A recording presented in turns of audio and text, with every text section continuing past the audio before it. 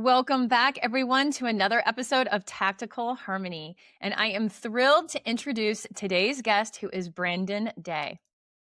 Brandon Day is a former All American college football player, two-time national champion, and the founder of Evolved Athlete, where he helps driven men and former athletes eliminate chronic pain and reach peak performance using applied neurology and flow state coaching. After a decorated football career that landed him on the cover of Sports Illustrated, Brandon hit rock bottom. Chronic pain, mental health struggles, and a complete identity crisis that left him starting over from nothing. That climb back became his life's work. With a master's degree in kinesiology, certification as the lead instructor at Next Level Neuro's Applied Neurology program, and training with the Flow Research Collective, Brandon has helped over 500 clients get out of pain and access states of peak performance, often resolving issues like chronic pain, anxiety, and PTSD in ways that conventional approaches never could. Today, he runs Evolved Athlete, raises triplets with his wife, and is on a mission to help 100 million men become the 10.0 version of themselves, pain-free, mentally sharp, and fully alive. Brandon, my friend, welcome to the Tactical Harmony Show. Thanks, Rebecca. What an intro. Thank you. Appreciate it. Oh, gosh, yeah. And I think I butchered the word kinesiology. I can never pronounce Ooh, it. that was closer. You're so close. Kinesiology. Kinesiology. You know, you got to Yeah, call yourself out. We don't strive for perfection here because it doesn't exactly. exist. So The we're going reason I to chose through that it. degree is just because the word was so fun. Yes, yeah. And That's what so it's all apparently the about, right? audience needed to hear that. So we're going to roll with it. Uh, Okay, first question for you, my friend. yeah, You went from the cover of Sports Illustrated and then you hit rock bottom. So I'm curious, rock bottom can be subjective, right? Like, was there a for moment sure. that you felt Yes. it? Was it awareness? And then what did you do? What was the first thing that you did to get yourself out of that place? Yeah. You're totally right. It is completely subjective. And I knew that after I hit my second and maybe my third rock bottom. The bottom just kept getting deeper, Rebecca. So yeah, I say this in relation to pain a lot because it's kind of my jam. Like pain is incredibly subjective. The worst pain you've ever felt is the worst pain you've ever felt. And that's different for everyone. And in fact, the same insult, physical insult or emotional, because the brain can't really tell the difference. The same insult for you and me would probably look very different in our experience of it. So, your rock bottom can be very different from my rock bottom, right? And so, yes, it was very subjective, but absolutely there was a moment. And I was just actually sharing this recently with a client because it was so vivid in my mind. And the moment was in, must have been 2012 or 2013. I was living in Los Angeles after graduating college, my football career, everything was over. Couple years there, I got an independent film and I was making movies with some of my friends. Super fun time in my life. Um, but it wasn't really my passion or my dream. I was just kind of like, they asked me to come into it. It was like fun, so I dove in. But I was still very much lost, right? And so I was battling this chronic pain, these mental health issues, this identity crisis, trying to find some meaning and purpose in what I was doing. And we took these films that we made, we moved to LA, which for somebody with a substance abuse issue, chronic physical pain, mental health issues, and, um, you know, LA was maybe not the best place for me to be in that moment, but there I was. And I remember we'd been there for about 9 or 10 months, and I woke up on a deflated air mattress, like on the floor. And this mattress, I could not find the hole. It kept deflating every night, right? And I would wake up and like in so much pain. And I remember this moment vividly because I woke up and my mind went straight to, ow, I'm in a lot of physical pain. Like, ow, what am I doing with my life? This sucks. I don't like this. And three, I can't even afford to buy a pack of cigarettes. That's what went through my mind. And so in that moment, like all of this stuff just started like unloading on me. And I was having all of these crazy thoughts. At that time, I had not left my house that I lived in with my cousin. He was traveling a lot for work, so I was alone. And I had not left my house for 3 weeks. I was so anxious that I couldn't walk to the grocery store 2 blocks away to buy food for myself because I was so anxious that I was going to run into someone and have to talk to someone. And they would, like see me for the POS that I was at that moment. This is what's going through my head. And so I stayed inside, like just like watching Netflix series after Netflix series. Vikings was big back then. Loved that show. I would order every meal takeout and put it all on credit cards because I couldn't hold down a job. And I couldn't find a job. I couldn't hold down a job. And I was smoking like 2 packs of cigarettes a day and I couldn't afford to buy cigarettes at that moment. And I just like all of this stuff came like crashing down on me. And it was the first and only time I had actually thought about taking the quote unquote easy way out. And that moment was like something outside of me just went smacked me right in the face. And there was a switch that flipped in my brain that was just like, whoa, wake up. This is not, this is not you. Like something is wrong. You have to change now. And so that switch happened in that moment. I'll never forget it. It's so vivid to me even now. And that just began the journey of trying to figure it out. That began the upward trajectory, which was not linear, and it still isn't. Never is it? But it was that switch that was the culminating moment, the catalyst. And then what did I do? I walked outside for the first time in 3 weeks. Hey, and you'd think that that's enough. Baby steps, right? Yeah. No, no, no, no. My like crazy brain was like, you know what? Let's go for a run. So I went for a run down Santa Monica Boulevard, and I made it like 5 blocks before I stopped, hacked up a lung, and puked on the street. So I waddled my way back to the house. And like I'm used to puking after exercise. That's a whole thing for me. But I walked back and I felt like horrible. I'm like now in pain and puking, but I also felt so good because I had taken a step. Maybe it was too big of a step. Maybe.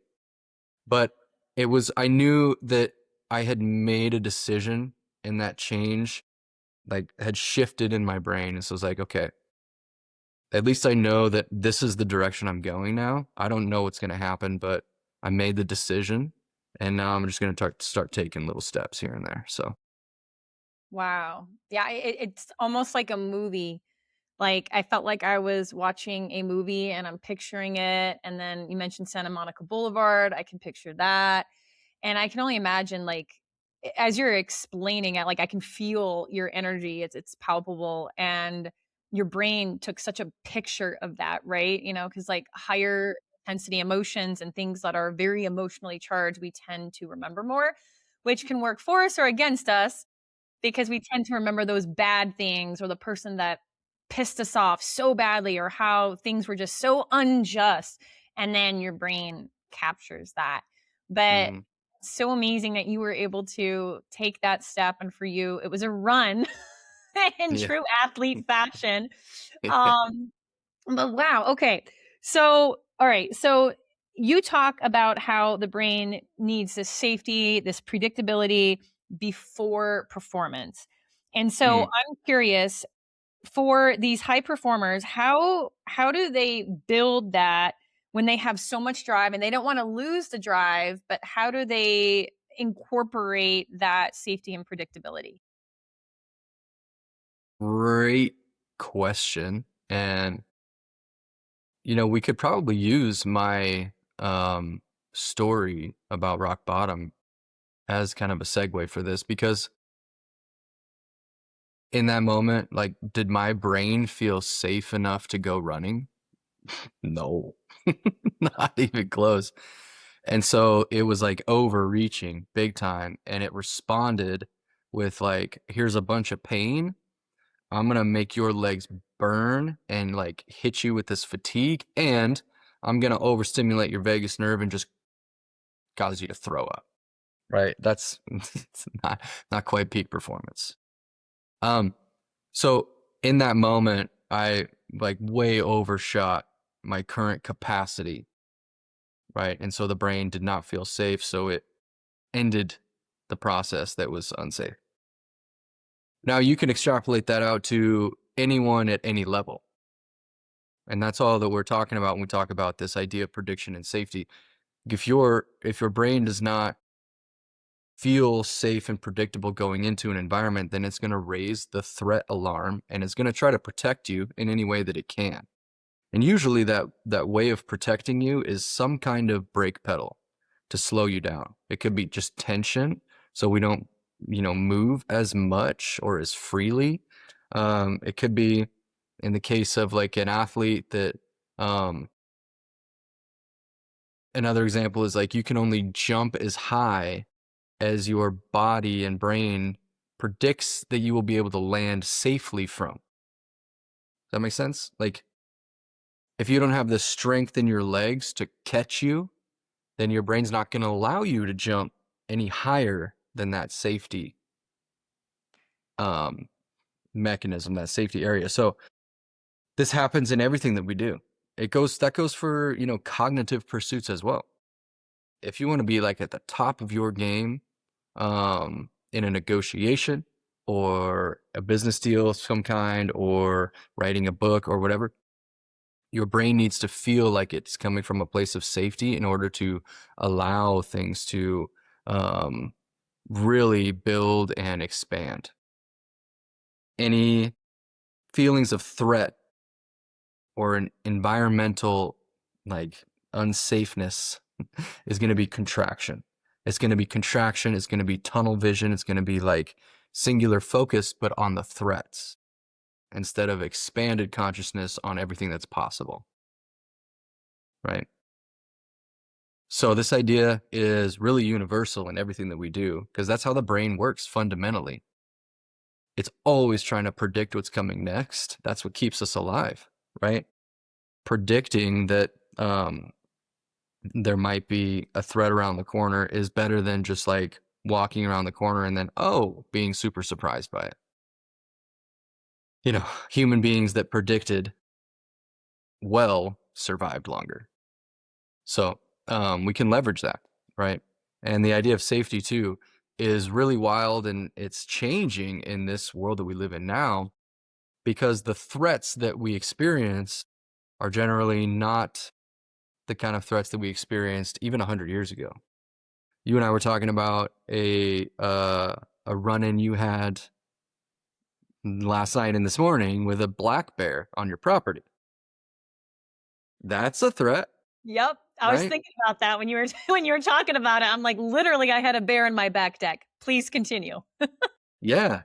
So kind of we can use that as a great example of this. Like, if that bear was still on your back deck right now, how attentive with this conversation do you think that you would be? I mean, you're a superhero, so you'd probably be great, even with that threat looming around your house. But most people are going to be like, attention is definitely diverted, right? That's an intense scenario with a big threat. So that's makes perfect sense, right? But what about the email notification from your lawyer about anything, Any email notification from an attorney, you're like, what's going on? Right? Those kind of threats that we live with on a daily basis and are just inundated by most of the time that's a different animal, but the brain actually does not care and doesn't differentiate. I mean, there is a perceived level of threat, sure.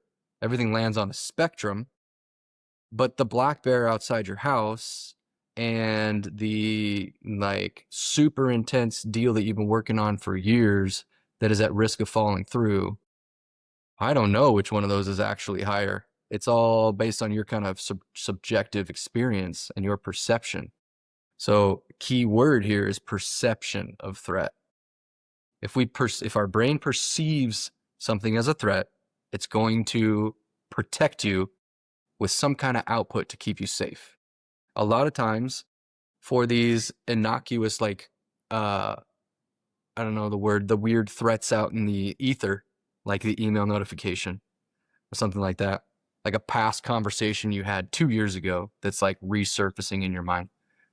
Those kind of threats are, based on perception, and those kind of threats really are, I lost my train of thought a little bit. They're the outputs that you get for those kind of threats are no different.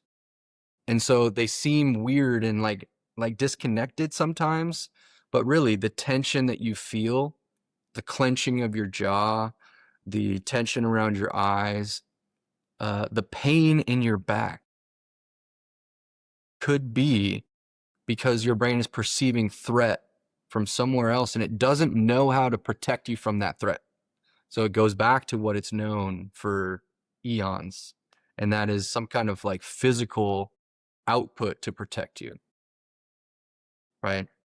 Because pain really, all pain is a protective signal that's alerting you, like, hey, something's up. You need to change something. You need to stop doing something, right? We need to remove this threat somehow. And until then, I'm going to protect you with this pain, with this contraction, with this like muddied thinking, with this bad balance, like anything to get you to slow down and help us feel safe. Yes. I am so grateful that you just walked us through what it means, what it doesn't mean, and how the brain reacts to actual or perceived threats. This is something I'm very passionate about, and not to be redundant with everything that you just so eloquently described, but I would also apply this methodology to meditation. And I know you and I talked about this quite a bit. And I always tell my clients and teams and everyone that will listen to me that, the brain has no sense of humor. It has no sense of humor. It takes everything in and it is what it is. So if you're talking trash to yourself, if you don't empower yourself, if you're super critical, if you're cruel and mean, it's going to take that, right? Everything that your body and your brain is absorbing, it's going to take it. And so, yeah, it's going to do its job and try to keep us safe. So, going back to meditation, I always tell people if you're new to the meditation game, your body is going to throw a temper tantrum. It's going to be like, what is this? What do you mean you want me to sit down, close my eyes, unplug? Well, if I unplug, then I can't be aware, which means I Mm-hmm. can't look out for the threat, which means, to your examples, the email that's going to cause anxiety, or, oh, I've been waiting for this. Did I get the job? Did I get the promotion? Or did I get this bad news from my lawyer? And we're always in that sense of, I'm putting myself conditionally on something. I'll be happy when. And so if I'm closing my eyes and I'm going inward and I'm connecting, then I can't be on the lookout for something else to upset me or to protect myself from. So it's like this Mm-hmm. self-licking ice cream cone. And yeah, it's this wild ride. But I always warn people, it's very normal that you will have the monkey brain, as they call it, and you'll have crazy thoughts of what you have to do and every reason not to sit down and meditate. Every reason in the Mm-hmm. world, every reason. But you only need one reason to do it, and it's getting that leverage on yourself and strong enough reasons that you are going to do it. but I had to Mm. mention that because it's so it's so related. It is, and the it's required. Mindfulness is required in order to deal with the threats. You have to become aware of the threats before you can deal with them, because otherwise they just run at a subconscious level, and these patterns just continue to show up forever, right? Because there's a saying that we have in the kind of the neuro world is that you can't mindset your way out of survival mode. And what that means is that your frontal lobe and your cortex, this big new brain that humans have that is so wonderful and awesome and big and new, that allows us to make, things like artificial intelligence, right? But at a very basic level, that allows us to have language and to have rational thought and to think critically and to, um, even like explain our consciousness and what little we understand about it, right? All of these things are frontal lobe activities. Your survival brain that lives at the back bottom part of your brain that runs your autonomic functions, heart rate, blood pressure, that kind of stuff, your breathing rate, your limbic system, which is kind of your emotional brain, all of these live at the back bottom part of the brain. They don't have language. They don't understand language. Doesn't matter what language you use. Could be binary, English, French, Hutu, doesn't matter. It doesn't speak it. So you cannot talk your way out of a survival state. So when threat gets really high and your survival brain kind of takes over and is causing you pain, anxiety, fatigue, any of these like brain fog, you're not thinking clearly, you can't, affirmations aren't going to work. You can't, the way that I often describe it, because you mentioned this earlier, I have triplets, right? And they're toddlers right now. They're almost 2 years old. They're not speaking yet. They have a few words here and there, but they don't really understand language. They have the baby brain. And that's what I call the survival brain. It's the baby brain. It doesn't understand language. So when your baby brain gets a little wound up, a little overstimulated, or it's, hits its noggin on the side of the counter, or your sister stole your remote control or whatever happened, they don't have a filter. They just start screaming, throwing things, like just having a tantrum. Your baby brain does the same thing, except sometimes we're able to inhibit a little bit with that big, new, beautiful brain to at least like suppress the physical outbursts or the emotional outbursts, but then we like suppress it and hold it down, right? Not super helpful. But my point was like when the baby brain is running the show, you don't get to use language. It doesn't understand it. So what do you do with a baby when it's in that scenario? You pick it up, you hug it, you give it some sensory input to the body, you move it back and forth to give it some vestibular input with some motion of the head, right? You hum with it, activate the vagus nerve, like you co-regulate. Yeah, to get that baby brain to feel safe. Once that happens, then we can go with this big, beautiful cortex and actually do our mindset work. We can be more apt to actually sit in a meditation and practice our mindfulness. But in order to actually get to that point, you have to recognize that I'm stuck in it, Mhm. which is a hard thing to do. And where mindfulness training is, to me, it's just non-negotiable. Every client I have, like you have a mindfulness practice of some kind. It doesn't mean you have to just sit in one spot for 3 hours a day.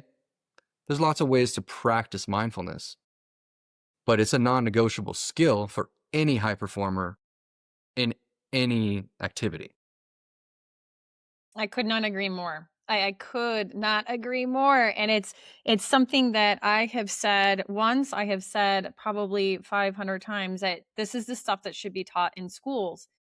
And we Mm. have all of these like mandatory curriculum, and you have to take this class or this one, no matter what, path you take. This stuff. This is life skills. This is basic human. It applies to you. It applies to me. It applies to all of us, no matter where you are watching or listening to us right now. And that's the beauty and the power of this. And I think it's funny you were talking about humming. So we share a lot of passions, Brandon and I, regarding this topic. And I have been implementing a humming practice to stimulate my vagus nerve. And I do it like with deep breathing. And then and it feels so good. And if you guys are in a place, mean you're not driving your car, don't get into a wreck. But when you pull over, when you stop your car, try that deep breath, right? Like, and you want to fill your lungs with air. Be very conscious about it because that level of intentionality and being deliberate makes a difference. And then Hmm. exhale and hum and see how it feels, because your body's going to let you know. And I love it. I've been doing it every single day, and, Good. I've always done it, but I've been doing it more so, and yeah, it's powerful stuff. So, okay, Yeah. let's talk about flow states. Love For it. the person that's never heard of this, or maybe they've seen it and it's a buzzword, or they've seen it on, like, a mug, or maybe, like, a random Instagram post. What is it, and why is it important? Like, how does it apply to the high Mm. performer watching or listening to us right now? Um, yeah, I love it. So it is becoming more kind of in vogue right now. The term flow states and talking about them, which is awesome. I'm so happy about that. Like that's like my mission in life is to help everybody understand what flow states are because I think they're incredibly important, especially now. Like we don't have to go too deep down the AI rabbit hole, but now that AI is coming for all of our jobs, which I say a little bit facetiously because I'm glad, like take my job. That's awesome. Because I know that there is something that AI can never replicate with the human mind, and that is things like flow states and the creativity that comes from whatever makes us human beings in our amazing brains. AI is not going to replicate that. They're great at these like knowledge tasks with all of this data allocation and like parsing through it and reasoning logically, but AI can't make the far-flung connections like our human brain can, where these crazy inspirations and creativity and innovation happens. That is a flow state like thing.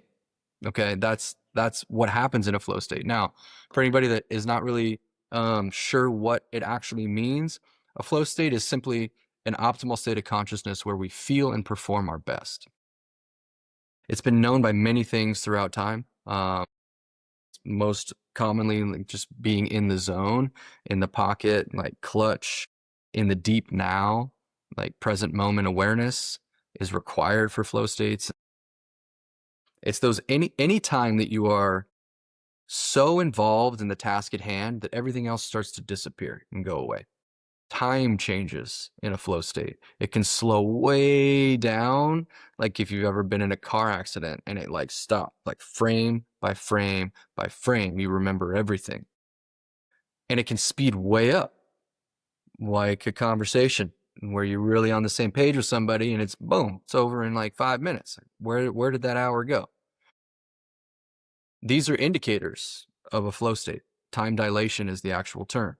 And then other kind of indicators are this feeling of effortlessness, effortless effort, right? One task flows seamlessly to another. Phenomenologically, like flow is kind of a description of the state. It feels very flowy, a richness of experience. You have this neurochemical cocktail that happens in a flow state with massive increases in dopamine, norepinephrine, oxytocin, serotonin, and this incredible compound called anandamide, which is technically kind of an endorphin. So pain relief, like feeling euphoric, kind of that. Anandamide is interesting because it's almost identical to the compound THC, and it attaches to the same receptors in the endocannabinoid system. It's Ananda is Sanskrit for bliss. So it's colloquially known as the bliss molecule. And it's massively released in flow states and in exercise, which is why exercise is such a good entry point into flow states. And there are many sports and things out there that are so rich in flow triggers. Surfing comes to mind, lots of action adventure sports, but just sports in general are kind of built in with all these triggers. But flow states are incredibly important outside of athletics because, not to sound like hyperbolic, but I think it is an evolutionary like requirement for human beings. Like it's part of baked into our evolutionary biology. So there's some theories out there that flow states are the reason that we have survived as long as we have. Take runner's high, for example. One of the theories of why flow states are hanging around and why everybody on Earth has access to these things, no matter where you're at, where you're from, what you do. They're ubiquitous, and you can have them in any task if the conditions are right. So there's this theory that back on like the savannah, when we were hunter gatherers, the humans are uniquely positioned as endurance athletes. Human beings can run forever. Not me. I can't. I won't. I'm I'm like 100 meters and that's it. I don't want to go any further than that. That's just personal preference. But humans are really actually built for this. Like our ability to utilize oxygen and our efficiency for running long distances is unparalleled in the animal kingdom. And part of that has to do with our ability to sweat. And so what they would do on the savannah, one theory is that the humans that could run farther and longer and ignore or deal with the pain of that would be able to actually chase down prey like a gazelle that can run so much faster, but the human can keep going. And so they'll just keep running. And that gazelle will get tired, slow down, then we'll catch up, and then it'll run again. But eventually that gazelle, because it can't cool its body off like we can, will eventually get tired and hot and collapse. And the human that can keep going will get to eat. Part of what keeps that human going is the runner's high. And if anybody's ever experienced it, I've experienced it one time. And so I'm like, okay, I get it. It's a flow state. It's a shift. It's an altered state of consciousness where you get this like second, third, fourth, fifth wind where you get this like flush of endorphins. The pain goes away. You actually speed up. You're taller. You're going further. And you can just you feel like you go forever. That runner's high is a flow state. And it's this flow state that, in that scenario, kept us going as humans, kept us alive. But now it's also, I think, another evolutionary skill and thing that we as humans need to leverage more in this new world that we're going into. And even beyond all the AI stuff, like high performers that know how to leverage flow states will outperform the competition every time. Some of my flow mentors say things like, and I totally agree with this, like every world championship that's ever been won, every world record that's ever been broken, every peak level performance in music, in the arts, in acting, everything, all have this one thing in common, and that's a flow state. So if you want to be at your best at anything, you need to learn how to leverage flow state. And I'll take it a step further and say that when you're in a flow state, there is this crazy sense of contentment and sense of like a knowing that I'm in the right place and I'm doing exactly what I should be doing. That is an incredibly powerful mental health leverage point, right? It is incredibly healing, which is why flow states are really helpful in conditions like PTSD for combat veterans or first responders. The actual neurochemistry of what's going on is such a powerful brain boost and mental health boost. And this feeling of knowing, this feeling of contentment gives you great meaning and fulfillment in the task or activity that you're doing and can really lead to a sense of purpose. So in that, like, I think it is incredibly powerful and important to try to leverage that more often. And so my saying oftentimes is that when you make flow the goal, the outcome takes care of itself. Yes. Yes. Yeah, and I would for me personally, it's a sense of wholeness and like Mm, you said, like internal knowing, conviction, it's a part of you. It's so fully integrated into your mind and your body and your spirit, and it's a sense of wholeness. And there's a couple things I wanted to double tap on is when you talked about time. mhm, And I love that you incorporated that element because time can be lost. Like I'm like, oh my gosh, how long have we been talking right now? Because I'm so fully present and I'm so immersed. I'm immersed in this. But mhm, then and I'll give this example. When I was in the Special Agent Academy for NCIS, there was, I forget what it was called, but it was basically 3 minutes of hell, and I had to fight mm, for 3 minutes. Defense tactics, and mm. it was hard. And those 3 minutes felt like an eternity, like Forever, 2 yeah, hours, right? I'm getting attacked by bad guy after bad guy, and I am just yeah, pulling out every stop and what I can possibly do to survive. So, yeah, my brain was doing all the things. I was perceiving every threat, and 3 minutes was like 3 hours, 3 days. But these are these mhm, are these are wonderful indicators and, signals and ways that we can start to incorporate that, and one other thing, a couple other things is the efforting. I call it efforting. And I mm, want to say it was Rhonda Burns when I first really discovered this term several years ago regarding pay attention to what you are efforting. And, mm, when you're in alignment and it's, more flow and everything that you just said. But when you're efforting, there's some friction and you mm, feel it, right? Your body feels it, your nervous system feels it, and then it could present as pain. It could present as lower frequency emotion, maybe frustration, or you're just angry, or we all know those people that are just looking for something to get mad about, right? It could be someone cutting them off on the road, sure, or you cut in front of me at the grocery store, and it's there's so many signals for that and movement we are mm, designed, like, as you were saying, like, evolution and our brains being Jurassic and all these things is we are designed to move. Like, our mhm, whole bodies have this beautiful system. I mean, if you think about our biology and the chemistry and how what our heart does, and it's an innate intelligence. I'm not telling my heart to beat, it is beating. And there's just I could go all day, but there's just so much beauty in the integration of our minds, our bodies, and their spirits. But movement is huge.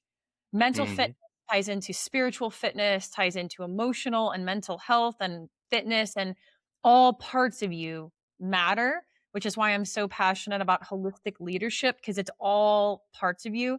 And you detailed it so eloquently and beautifully. We are made to move. And so I always tell yep, people, like, move your body, like, start where you are, right? Maybe it's not running a marathon, but start stretching, do intuitive movements, like move your arms over your head. Like, we are meant to pull and push and squat, and like we have these joints for a reason, and so we are meant to use yep, them.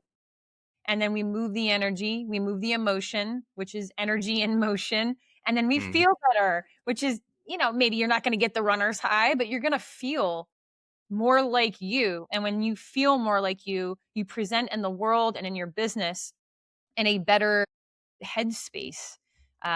So exactly. it's powerful.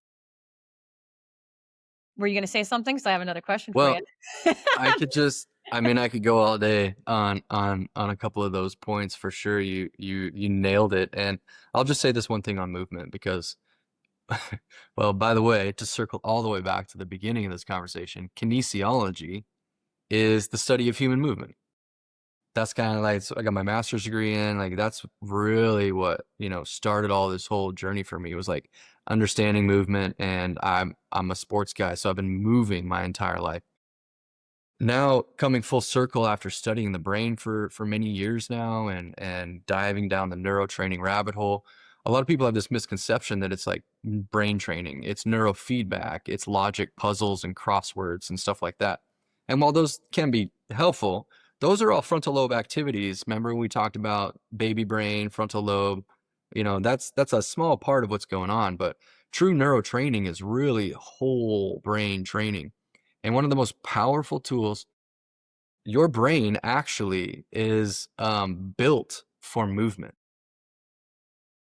The two biggest things that your brain does, as far as like how much real estate is given to these things, it's not really this like cognitive thought and critical thinking, all that. No, it's basically vision and movement.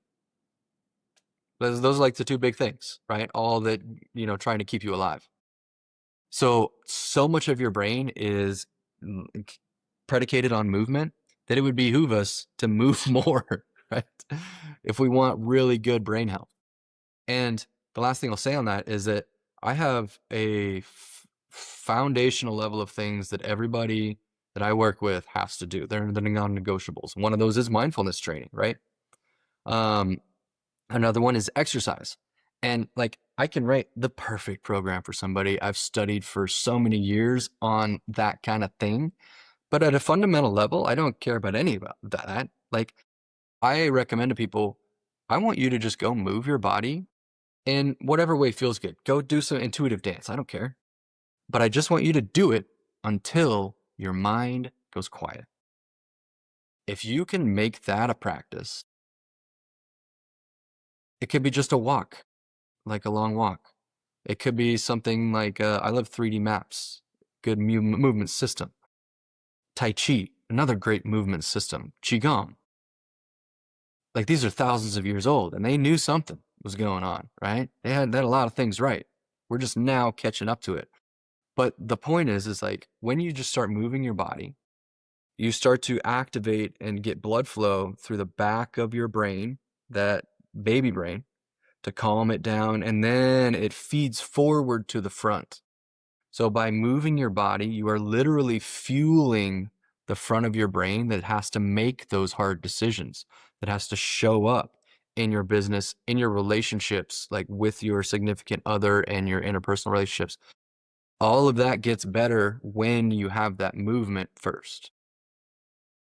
So As if that's all you I'll needed say on another that. reason. Yeah.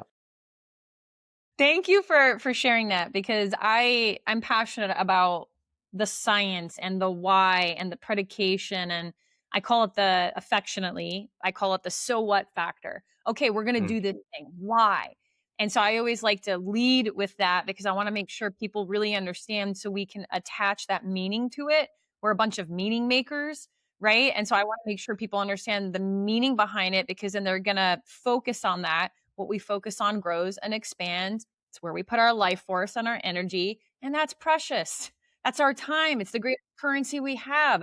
So I want to make sure as hell, like where I'm putting it, it's going to give me something. It's going to yield something that's growing me and pushing me in the direction that I want to go in for my friends, my family, my loved ones. So there's so much power in that. Okay, so we're coming up on time here, and I would love to know, Brandon, you have triplets, you have a business, you're on podcasts with me. What do you do to regulate your nervous system? Like what's Mm. your secret sauce? What do you do for Brandon? I drink a lot. I'm just kidding. Water.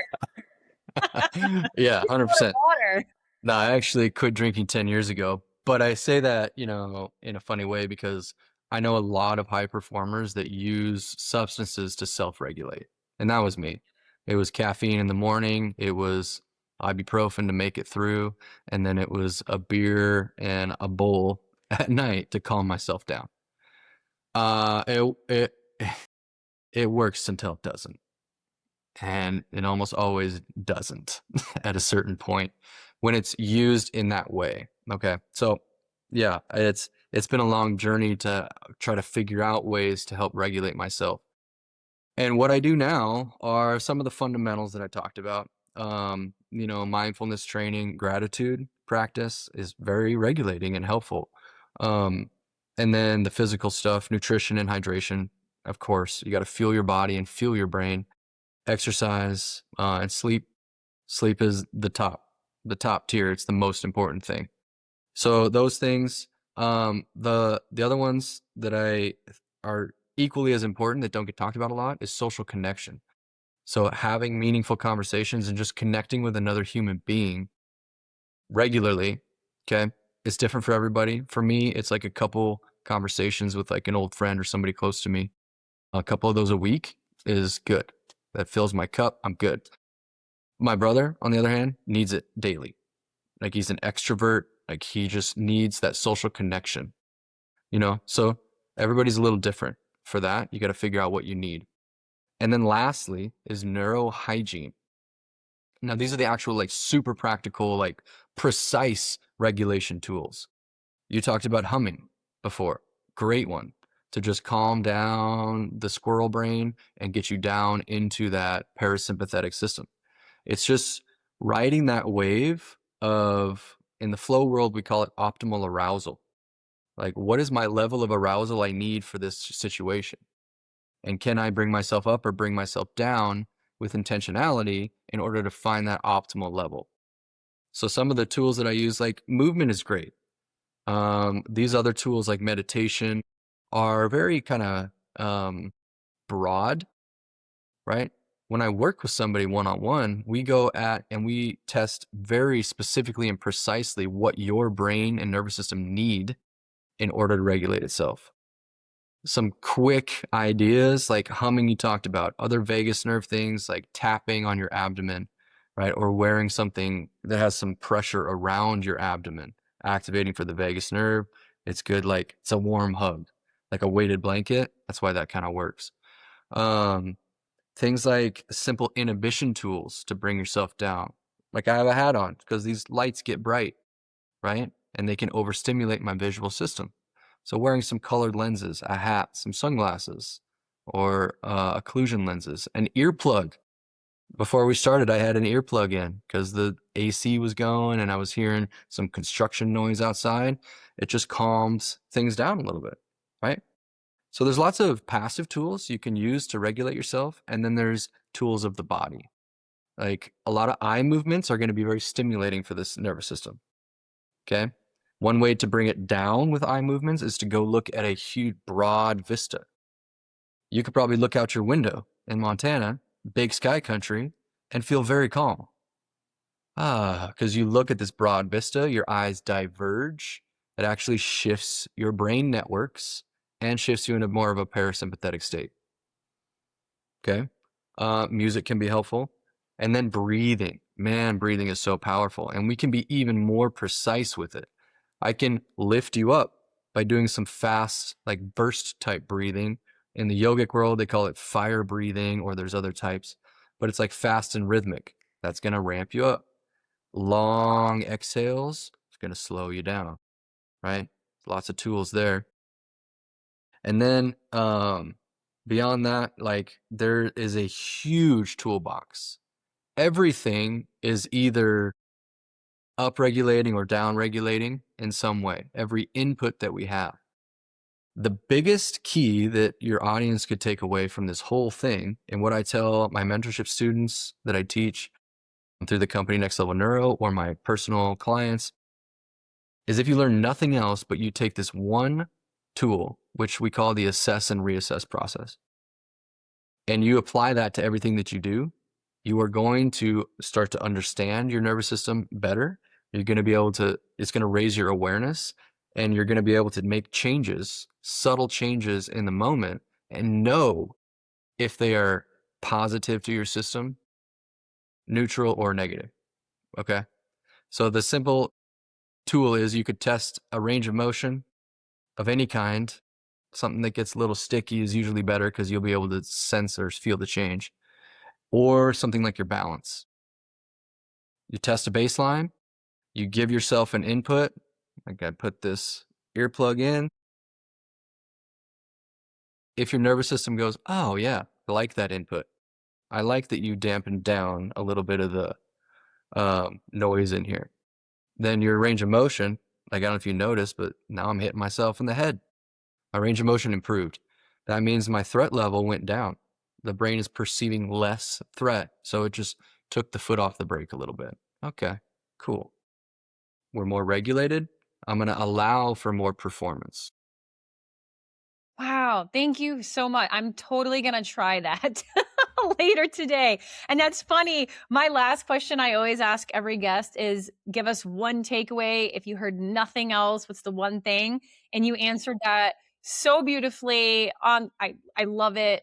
Brandon, thank you so much. You've given us so many amazing Yeah, things. thank you. And for those who are listening to us on Apple, Spotify, or wherever you're hearing this, he was doing amazing range of motion with his arm, and that was kind of his test when he put the earplug in his ear, and then he was able to really swing his arm. He was hitting his head, so it's an amazing visual. So if you can hop on YouTube and watch this, that was really impactful. So Brandon, before we let you go here today, where can our listeners find you if they're interested in your services, to hire you, to learn more about you? Where can we send them?